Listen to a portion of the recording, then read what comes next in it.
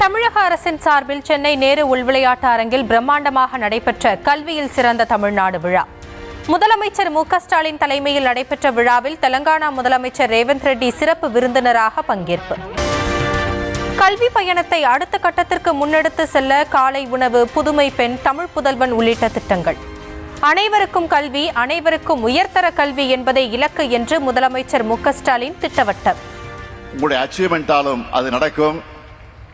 என்னுடைய இலக்கு அனைவருக்கும் கல்வி, அனைவருக்கும் உயர்தர கல்வி. கல்வி நிலையங்களுக்குள்ள எந்த காரணத்திலும் எவர் ஒருவரும் வராமல் இருக்கக்கூடாது, தடுக்கப்படக்கூடாது. மாணவர்களான உங்களுக்கு நான் சொல்லிக் கொள்வது ஒண்ணுதான், நம்ம அரசு உருவாக்கி தரக்கூடிய வாய்ப்புகள் எல்லாம் நீங்கள் பயன்படுத்திக்கிட்டு உயர உயர பறக்கணும். அதை பார்த்து வாங்க மகிழ்ச்சி அடையணும். மாணவர்கள் தான் தமிழ்நாட்டின் சொத்து என்று துணை முதலமைச்சர் உதயநிதி ஸ்டாலின் நெகிழ்ச்சி. பள்ளி கல்வி முதல் வேலைவாய்ப்பு வரை திட்டங்களை செயல்படுத்துவதாக பெருமிதம். For Honorable Chief Minister of Telangana as well. நம்முடைய திராவிட மாடல் அரசு பள்ளி கல்வி முதல் உயர்கல்வி மற்றும் வேலைவாய்ப்பு வரை மாணவர்களுக்காக ஏராளமான திட்டங்களை செயல்படுத்தி வருகின்றது. நம்முடைய முதலமைச்சர் அவர்கள் அடிக்கடி சொல்வது ஒன்றே ஒன்றுதான், கல்வி ஒன்றே அழிக்க முடியாத சொத்து என்று நம்முடைய முதலமைச்சர் அவர்கள் சொல்வார்கள். கல்வி மாணவர்களுக்கான சொத்துன்னா இங்கே அமர்ந்திருக்கக்கூடிய மாணவர்கள் தான் நம்முடைய தமிழ்நாட்டுடைய சொத்து. For this grand education festival. முதலமைச்சரின் காலை உணவு திட்டத்தின் மகத்துவம் குறித்து உருக்கமாக பேசிய பெற்றோர் மற்றும் மழலைகள். முதலமைச்சரை அப்பா என்று அழைத்து நன்றி கூறிய குழந்தைகள். வணக்கம், அனைவருக்கும் வணக்கம். அப்பா தானே எங்களுக்கு சாப்பாடு போட்டீங்க. இப்ப காலை உணவு இருக்கிறதுனால நாங்க ஆரோக்கியமாவும் இருக்கோம், சுறுசுறுப்பாவும் இருக்கோம், நல்லா படிக்கவும் முடிகிறோம். இவங்க என்னன்னா, இவங்களுக்கு ஒரு சைனஸ் ப்ராப்ளம் இருக்கு.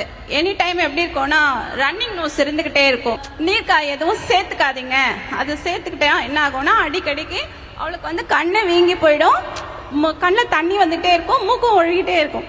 அது கஷ்டமா இருக்கும் எனக்கு. அதுக்காக நான் என்ன பண்ணேன்னா, சரி ஸ்கூல்ல இங்க சாப்பாடு கொடுக்குறாங்க, அதை சாப்பிட்டு பார்க்கட்டும் எப்படி இருக்குன்னு சொல்லிட்டு செக் பண்ணி பார்த்தா என்ன ஆச்சுன்னா, நான் சேர்க்காத எல்லா காயுமே கொஞ்சம் கொஞ்சம் அதுல சேர்க்கிறாங்க. அதனோட இம்யூனிட்டி பவர் என்ன ஆகுதுன்னா அவளுக்கு கொஞ்சம் கொஞ்சமா ஆட் ஆகும். அவளோட ஃபுட் வந்து இப்ப அவளுக்கு ஏத்துக்க நான் முதல்வன் திட்டத்தில் பயன்பெற்ற மாணவி சம்பள பணத்தை மேடையில் வைத்து தந்தையிடம் கொடுத்த போது நெகிழ்ந்தது அரங்கம். என் கையில இப்போ இருக்கு, அது வந்து நான் எங்க அப்பா கையில கொடுக்கணும் இந்த மேடையில அப்படின்னு ஆசைப்படுறேன். லைஃப்ல வந்து எனக்கு யாருமே அவ்வளவு சப்போர்ட் பண்ணதே இல்லை, அப்பா மட்டும்தான். அப்பா அப்பா அப்பா எல்லா விஷயத்துலயுமே அப்பா தான். ஸ்கூல்லையும் சரி, காலேஜ்லயும் சரி, இந்த உலகத்திலேயே யாருன்னா வந்து அப்பா மட்டும்தான். அப்பா வந்து நான் நல்லா பார்த்துப்பேன். ஒரு பையனா ஒரு பொண்ணா எல்லாமே இருந்து என் அப்பா வந்து நான் ரொம்ப நல்லாவே பார்த்துப்பேன். ஸோ அப்பா வந்து எதுக்குமே கவலைப்படக்கூடாது. ஸோ என்னோட மாசம் சம்பளம். நான் முதல்வன் திட்டத்தில் பயன்பெற்று ஜப்பான் சென்று திரும்பிய மாணவி அந்நாட்டு மொழியில் சரளமாக பேசியதால் அரங்கம் அதிர்ந்தது. おかげで日本に行ってインターンシップしました。その結果就職することもできました。そのような珍しい機会をくださったタミナル政府と CM さんに私の心からどうもありがとうございます。புதுமை பெண் திட்டத்தில் பயனடைந்த மாணவியின் பேச்சால் கண்கலங்கிய அமைச்சர் அன்பில் மகேஷ் பொய்யாமொழி. மேடையில இருந்து உங்க அப்பா அம்மாக்கு என்ன சொல்ல விருப்பப்படுறீங்க? அப்பா அம்மா கவலைப்படாதீங்க, உங்களை எந்த இடத்துலையும் விட்டுற மாட்டேன். உங்களை தப்பா பேசினவங்க நான் பார்த்துக்கிறேன், ஓகேவா? எந்த இடத்துலையும் கவலைப்படாதீங்க, உங்களை எந்த இடத்துலையும் விட மாட்டேன். இன்னும் படிச்சு உங்களை நான் நல்லா காப்பாத்துறேன். எல்லாருக்கும் ஒன்று சொல்றேன், ரொம்ப ஒரு மனசுல ஒரு விஷயம் தோணுது. நான் பார்த்தது எங்க அம்மாவை நிறைய பேர் ஹெல்ப் பண்ணி நான் பார்த்துருக்கேன். அந்த இடத்துல நான் சொல்றேன், எங்க அம்மாவை நீங்க ஹெல்ப் பண்ணனாலதான் என்னமோ தெரியல, எங்க அம்மாக்கு மிஷின் வாங்கி கொடுக்கணும்னு எனக்கு தோணுச்சு. கண்டிப்பா நீங்க இன்னும் என்ன பத்தி. மகள் பேசுவதை தூரத்தில் நின்றபடி பார்த்து கண்ணீர் ததும்ப ததும்ப வாழ்த்திய பெற்றோர். அப்பாவுக்கு மேல இருக்க கடன் எல்லாம் நான் அடைச்சு அவங்கள ரொம்ப சந்தோஷமாவும் நான் ரொம்ப படிச்சு அவங்கள நல்லபடியா காப்பாற்றணும்னு சொல்றேன். ரொம்ப நன்றி. Thank you so much. என்னோட லைஃப்ல ஒரு திருப்பத்தை ஏற்படுத்தினதுக்கு ரொம்ப நன்றி சார். தேங்க்யூம்மா, தேங்க்யூ ஸோ மச். யாருடைய உதவியும் இல்லாமல் வயலில் கூலி வேலை பார்த்து கல்லூரிக்கு சேர்ந்ததை சொல்லி கண் கலங்கிய மாணவி. சாப்பிடாம இருந்தேன். அப்ளிகேஷன் போகிறதுக்கு லாஸ்ட் டேட்டு. அப்பயுமே எனக்கு வந்து காசு இல்லை. அப்பயுமே நாற்று நட, களப்பெருக்க அந்த மாதிரி வேலை செய்து தான் போய் அந்த காசில் வந்து அப்ளிகேஷன் போட்டேன். அந்த காலேஜில் சீட் கிடைச்சப்பவும் அங்கே போய் நான் சேரத்துக்கு யாருமே வரல. அப்போ வந்து எனக்கு ஒருத்தருங்க ஹெல்ப் பண்ணி, அதுக்கப்புறம் எங்கள் அம்மாவும் எங்கள் அக்காலாம் பாப்பா எதுனா பண்ணிக்க போகிறா, 3 நாள் சாப்பிடாம இருக்காமா, எப்படியாச்சும் காலேஜ் சேர்த்து விட்டுருங்க அப்படின்னு ரொம்ப கஷ்டப்பட்டு பேசி தான் அதுக்கப்புறம் தான் என்னை வந்து காலேஜே சேர்க்கறதுக்கு அனுபவிச்சாங்க. கணித ஆசிரியர் ஆக வேண்டும் என்ற மாணவியின் ஆசையை கேட்டதும் அருகில் அழைத்து பாராட்டி பரிசளித்து நெகிழ்ந்த முதலமைச்சர். வாங்க, உங்களுக்கு ஒரு பரிசு கொடுக்க போறேன். கல்வியில் சிறந்த தமிழ்நாடு விழாவில் முதலமைச்சரின் காலை உணவு திட்டம் குறித்து நெகிழ்ந்து பேசிய இயக்குனர் மாரி செல்வராஜ், பசியோடு பள்ளிக்கு சென்று திருட்டுத்தனமாக வாழைப்பழம் பறித்து பசியாற்றிக் கொண்ட நினைவுகளை பகிர்ந்து உருக்க போது அந்த பையன் வந்து பசியில் வந்து வாழைப்பழம் திருடுவான். நான் முதல்ல திருட்டு பழக்கத்தை கற்றுக்கிட்டது பசியில் தான் கற்றுக்கிட்டேன். நான் திருட ஆரம்பிச்சது வாழைப்பழத்தை தான் முதல்ல திருடினேன். பசியோடு தான் ஸ்கூலுக்கு போவோம், திருப்பி பசியோடு தான் வீட்டுக்கு வருவோம். இதுக்கு இடையில நாங்கள் கற்றுக்கிட்டது தான் இந்த வாழை தோட்டத்துக்குள்ளே புகுந்து அந்த வாழை மரங்களில் பழங்களை பிச்சு சாப்பிட்றது தான் எங்களோட டெய்லி உணவாகவே இருக்கும். பசிங்கிறது பெரிய போராட்டமாகவே இருக்கும். பசியால் படிப்பை நிப்பாட்டினவங்க நிறைய பேர். அதுக்கப்புறம் அந்த காலை உணவு திட்டம் வந்ததுக்கப்புறம் நிறைய பேர் ஃபோன் பண்ணி நிறைய விஷயம், அந்த செய்தி வந்த அன்னைக்கு நான் அடைந்த அளவுக்கு மகிழ்ச்சியே கிடையாது. ஏன்னா அதை நினச்சி பார்க்கும்போது அவ்வளோ இது விஷயமா இருந்துச்சு எனக்கு. அந்த ஒரு திட்டத்துக்காக எவ்வளோ நன்றி சொன்னாலும் என்னால் படிப்பு தொடர முடியாமல் போன அத்தனை பேத்துக்குமே அன்றைக்கி ஒரு பெரிய அழுகையாக இருந்திருக்கும். அதுக்காக ரொம்ப நன்றி ஐயா.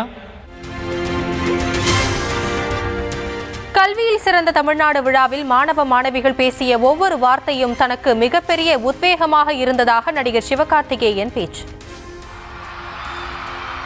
ஏன்னா நான் இந்த நிகழ்ச்சியையும் இந்த திட்டங்களையும் வாழ்த்துறதுக்காக தான் வந்தேன். ஆனால் இந்த மேடையில் இவங்கெல்லாம் பேசின கதைகள் வந்து ரொம்ப பெரிய இன்ஸ்பிரேஷனை உண்டு பண்ணியிருக்கு. இங்கேருந்து திரும்ப போகும் பொழுது இன்னும் லைஃப்ல சிறப்பாக செய்யணும்னு தோணிக்கிட்டே இருக்கு. அப்படிதான் இருக்கு இவங்களுடைய ஒவ்வொருத்தருடைய கதைகளும், இவங்க சொல்ற ஒவ்வொரு விஷயங்களும். சினிமா துறையில் வாய்ப்பு இல்லாமல் போனாலும் 2 டிகிரியை வைத்து பிழைத்துக் கொள்வேன் என்று நம்பிக்கை. அவர் நினைச்ச படிப்பை படிக்க முடியல, கிடைச்ச படிப்பு தான் படிச்சாரு. அவர் 1 டிகிரி வாங்கினாரு. ஆனா அவருடைய பையன் என்ன 2 டிகிரி படிக்க வச்சாரு, பிஇ MBAன்னு.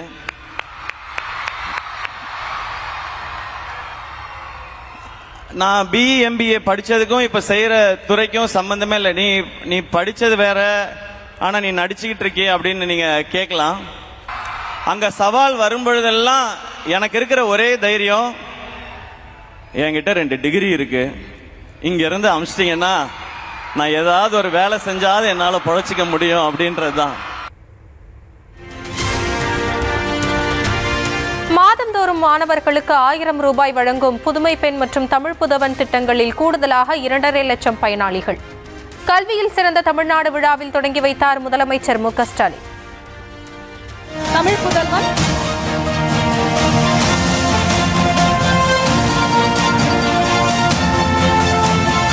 இந்த 25-20 year academic yearல 2,65,318 beneficiaries.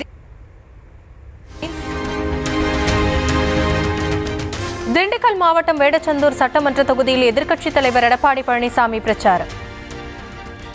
நம்முடைய சேலத்தின் சிங்கம், கரும்பு உலகத்தின் இரும்பு மனிதன் மாண்புமிகு எடப்பாடியார் அவர்கள் 159வது சட்டமன்ற தொகுதியிலே இன்று நம்மை சந்திக்க வந்திருக்கிறார்கள்.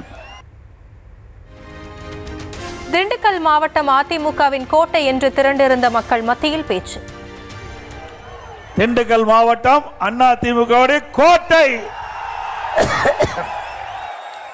வேடசந்தூர் சட்டமன்ற தொகுதி இந்த எழுச்சியின் மூலமாக வெற்றி பெற்று விட்டது.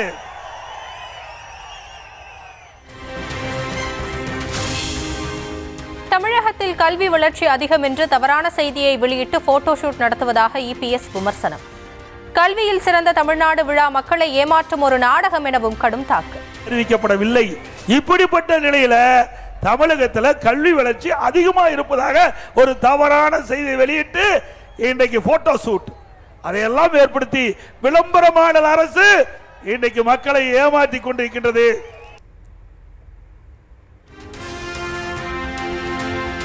அரசு பள்ளிகளில் ஆசிரியர் பற்றாக்குறை நிலவுவதாக எதிர்க்கட்சித் தலைவர் இபிஎஸ் குற்றச்சாட்டு. அரசு பள்ளியிலே ஆசிரியர் பற்றாக்குறை, முழுமையான ஆசிரியர் இல்ல. கல்வி கேட்பதற்கு தேவையான கல்வி போதிப்பதற்கு தேவையான ஆசிரியர்கள் இந்த ஆட்சியிலே நியமிக்கப்படவில்லை.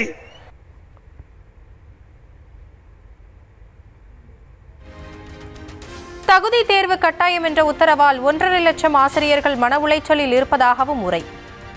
1 லட்சம் ஆசிரியர்கள் தகுதி தேர்வு எழுதி அவள் தேர்ச்சி பெற வேண்டும் என்று ஒரு தீர்ப்பு அளிக்கப்பட்டு விட்டது. இதனால் 1.5 லட்சம் ஆசிரியர்கள் மன உளைச்சல் இருக்கிறாங்க.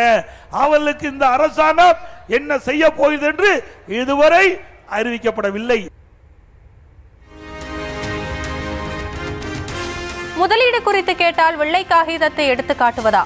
அமைச்சர் டிஆர்பி ராஜா குறித்து பேசும்போது இபிஎஸ் ஆவேசம். இந்த தொழிலுடைய நிலைமை என்ன? எத்தனை தொழில் பயன்பாட்டுக்கு வந்திருக்குது? எவ்வளவு நிதி தமிழ்நாட்டுக்கு வந்திருக்குது? தொழில்துறை மூலமாக எவ்வளவு பேருக்கு வேலை கிடைத்திருக்கு என்ற விவரத்தை கேட்டா வெள்ளை காயத்தை காட்டுகிறார். திரு டிஆர்பி ராஜா அவர்களே, உங்களுடைய ஆட்சி வெற்றி விளம்பர ஆட்சி என்பதை நீங்கள் வெள்ளை காயத்தை காட்டி நிரூபித்து விட்டீர்கள்.